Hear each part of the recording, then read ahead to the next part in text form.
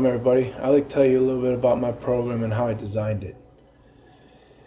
It's the end of the year and we're all crunching, so I'm crunching as well. So hopefully everyone gets done and does very well in the presentation and learns something more from each other.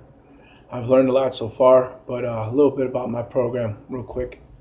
I did basically soccer, and I broke it down from athlete evaluation right into the common injuries that occurs in soccer, usually the ACL and or the ankle injury or ankle sprain, very common. And then I went into in depth. I broke it down into prehab exercises that I actually do with my athletes to prevent injury. But again, sports, anything's possible. So with that being said, that's why I just threw them in there, just because I want to try and prevent as much as possible being in our field.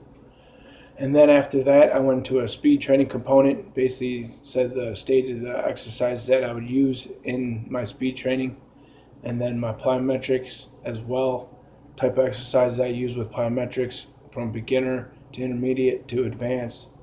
And then I went to agility training components, agility drills that I did with my athlete. That, again, soccer is a lot of change of direction. Yes, it's a lot of straight speed, but it's also a lot of change of direction.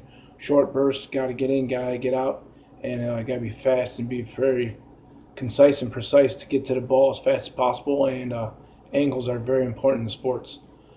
Then I went into resistance band stretching, showed you or I stated some exercises that you could do, either stretching or strengthening exercises you could do for the ankle, the hamstring, the groin, the quad, the hip, the IT band. And then I went to static stretching to show you different variations of stretching that I do as well. And then after that, I also stated a couple of foam roller exercises that I do as well with my athletes, because again, to release the stiffness, the soreness, and also to get my athlete to be able to function the next day very effectively. On top of I let them know, hey, you guys are training, you might need to take some ice baths. Take care of your body. You take care of your body, sky's the limits and anything's possible. And then I broke it down into the macro cycle, the mesocycle, and the microcycle. And then my program, 6 to 111, because it's a 4-day split. It's very long, it's very intense. There's a lot there. I know it could be a little overwhelming if anyone's trying to read it or trying to understand it. If you have any questions, feel free just to ask. Is it something I would do with my athletes? Heck yeah, why not? I basically, starting out with a foundation, training them, teaching them muscular endurance. From muscular endurance, I went from muscular endurance. I went into, oh Lord, sorry about that. From muscular endurance, I went into strength, and then from strength, I went into a strength power phase, and then from strength power, I transitioned into power, and then I stayed at power and called it a day.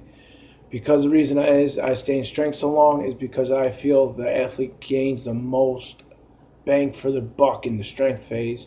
So I'm going to try to keep my athlete there as much as possible, because I want to try and get them strong as possible and get results so that injury is less likely to occur. But again, sports, anything's possible. So again, that's my program. That's the gist of it. Hope you guys have a wonderful rest of the year, and good luck. And if you have any questions, feel free to ask me or shoot an email. I'll talk to you then. Goodbye.